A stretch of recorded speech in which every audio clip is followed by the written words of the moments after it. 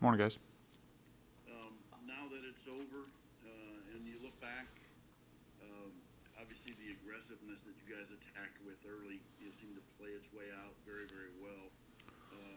When you look at it, it must be pretty thrilled as to how a plan gets executed and winds up being successful, right? Yeah, definitely thrilled for the players, and they made the plays.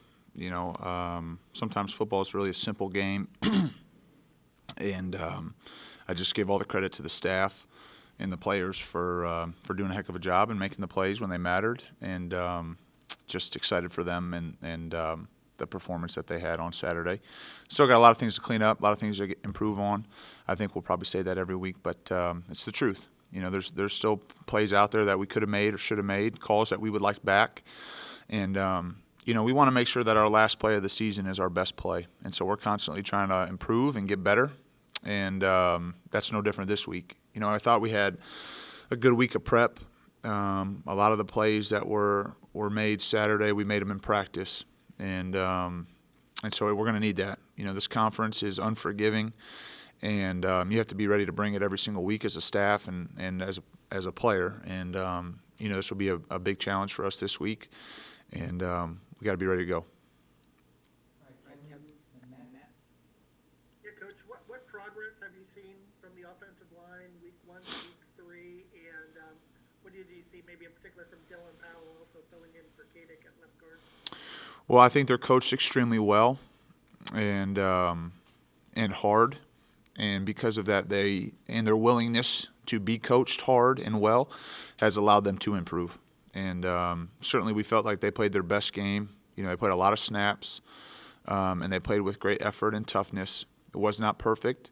There are things to improve on. There's things that we did not handle well in the game that I know Coach Hiller will get corrected and continue to work and emphasize with those guys. That's probably been to no fault of anybody. I don't know if I was mentioning this to you guys last week or maybe the broadcasters for the game is, we were trying to find ways to teach run blocking schemes while keeping our guards and tackles 6 feet apart. It just has taken some time. And the time on task, the working together, the communication, the body presence of one another. You can't play offensive line individually. You have to play it collectively.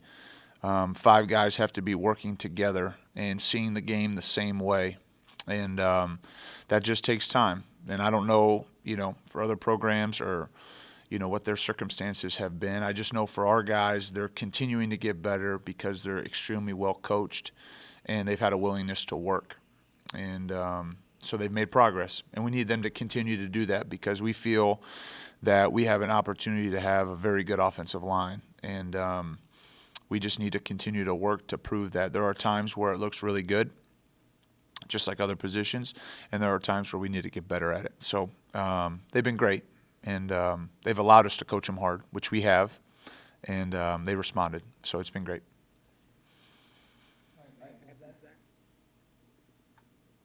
Hey, Coach, excuse me, kind of piggybacking off of that question. You guys' last scoring drive, I know it was a short field, but you go about 30 yards, and Michael doesn't complete a pass. The O-line does the job, you guys run it in, and then after they get the pick from from Monster, you guys run out 5 minutes of the clock just by running it. Michigan knew what you're going to do. Just how pleased were you with, I know there's things to improve on, but to see them close that out and really kind of control the line of scrimmage those last 2 drives? I was very pleased. The number one pillar of our program is toughness, and I think a measure of that for any football team is your ability to run the ball when you have to. And conversely, on defense, it's stop the run when you have to. And in those situations, everybody knows what we're trying to do, and it's a cumulative effect. When you play a football game, you're trying to wear your opponent down, but it doesn't happen on the first play of the game. You have to be relentless in your physicality, your toughness, your effort, and you're hopeful that those sacrifices you make early in the game and the strain and the toughness and the effort that you display early in the game puts you in a position to finish the game. And I was proud of those guys. Coach has already mentioned, last week was one of our tougher, more physical practices that we've had since I've been here. And I think to a man, all starting 5 offensive linemen were upset with me after Wednesday's practice. But they all thanked me and the staff and Coach Hiller and Coach Allen because it was worth it. You know, we were pushing them, and we just have high expectations for that group. And, you know, it starts with their position coach because he believes in them just like we do, that they can be great. And so their toughness and their effort and their physicality, collectively, tight ends included, the running backs ran hard. Stevie and Sampson are heavy runners. I mean, they wear you down as the game goes on. They become harder and harder to tackle. But, you know, the emphasis is that you can't do it in the first play of the game. You got to do it over time. And I was proud of the guys, and we got to do it again. You know, we haven't gained a yard or scored a point this week, so we're gonna, you know, we'll be coaching them hard tomorrow and Wednesday and Thursday and Friday leading up to the game, and we're hopeful that it prepares them for the physicality and toughness that that Michigan State will bring on Saturday. Hey Nick, I'm sorry, this is probably one of those asking you to give away the playbook a little bit, but there was just a lot of extra pre-snap motion, I guess, on Saturday. I don't know how much of that was maybe by design because it was Michigan, or how much of that is something you're looking to kind of add to this offense as time goes on. But what can that bring, especially when you've got a guy like Wap, a guy like David Ellis, if he can get healthy, maybe even bringing, you know, a guy like Peyton Hendershot, who I know was in the screen game a lot last year, kind of new wrinkles into this offense. Yeah, we're constantly looking for ways to be creative and try to get our playmakers the ball. You know, I keep mentioning this, you know, it's just been an unusual year. You know, some of your normal installations or some of your wrinkles that you may have, you know, you progress to them as you see fit. You know, the execution is still the focus. You want to make sure that our guys understand what we're doing and can do it at full speed. And you need reps at that. You need time on task. So some of the wrinkles or things that might have been slightly different, sometimes it's catered towards your opponent, you know, what you're seeing in your film preparation and in your weekly prep that you feel like might give your players an advantage. And, you know, there's things that we practice that we just, you know, I think of it as being game ready or not. You know, we've worked on it in practice, but we haven't executed it maybe to the level that we would feel comfortable to call it in a game. So you keep practicing it, you know, and you know that there's going to be a time where you're going to need it.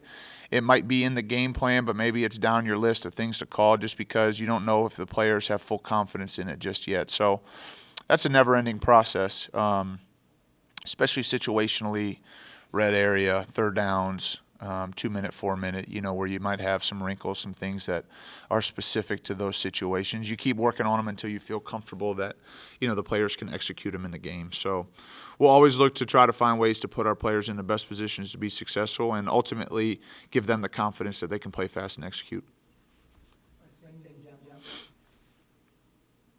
Good afternoon, Coach. I have two questions. The first one, Michigan jumped off sides, it seemed like a million times on Saturday.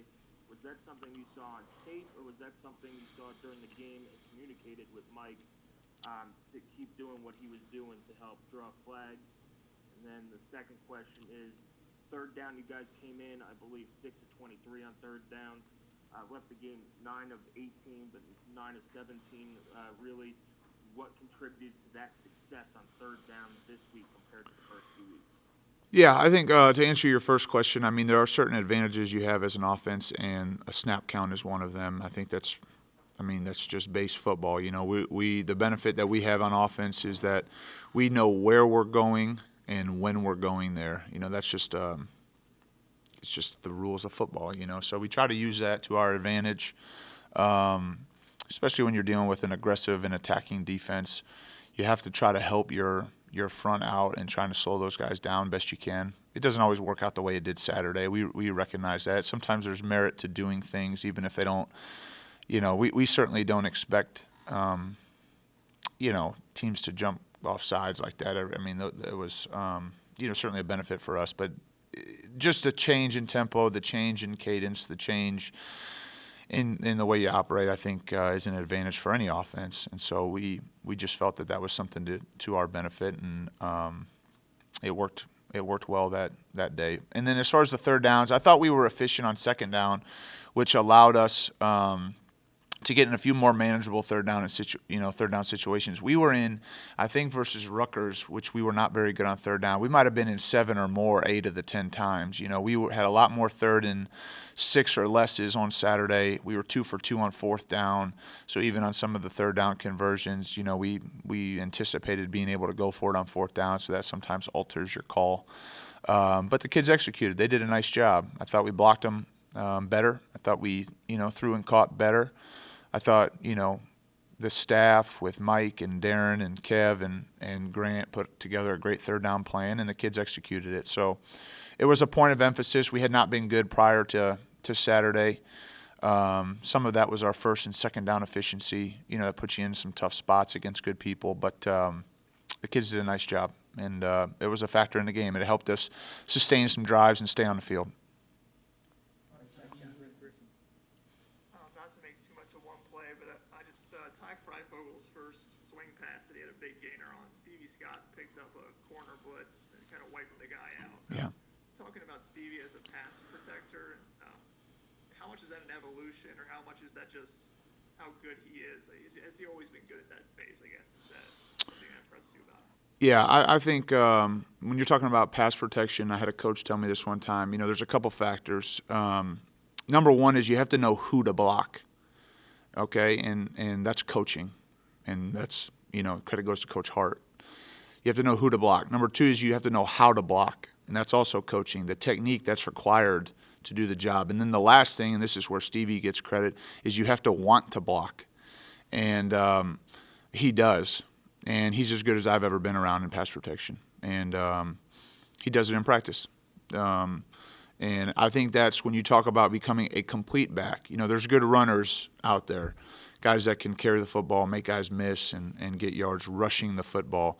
There's guys that, in addition to that, have the ability to receive the ball. They can catch the ball out of the backfield. That's an element to playing running back. And then, obviously, the blitz pickup, the pass protection. And if you can do all those three things, you make it difficult to defend, because when you start to get super specific on what each back is asked to do, then the defense can key in on that. They know when you put this guy in the game, it's a run, or this guy, it's a pass, etc. So Stevie's been excellent.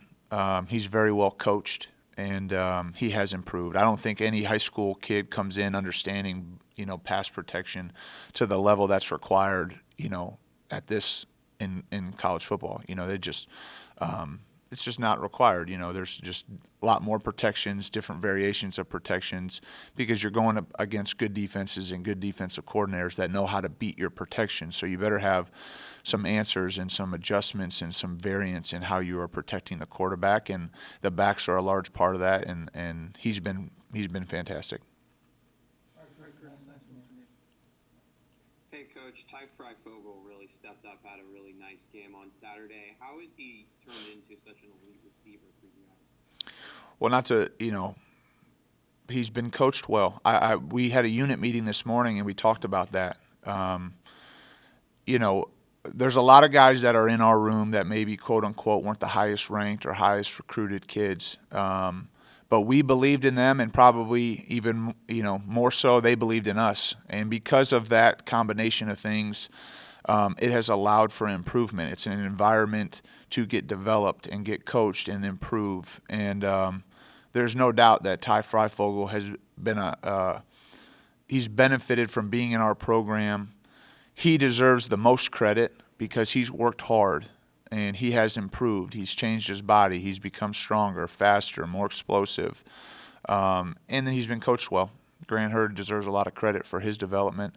Those two guys, I don't think there's any doubt that Ty Freifogel is a better player now than when he first got here. Not that he was a bad player when he got here, but he's definitely been, to his credit, he's busted his tail, and then to his position coach's credit, he's been developed. So I give both of those guys a ton of credit. Ty's made a lot of big catches in his career, and we're going to need that. He's one of our best receivers, and he needs to continue to do that, and we need to continue to give him opportunities, because it impacts the game in a big way. When you hit those explosive plays, it gives your whole team life and energy, and he's capable of that. He's done it in practice, and he's had big moments in his career, and we need him to continue to do that.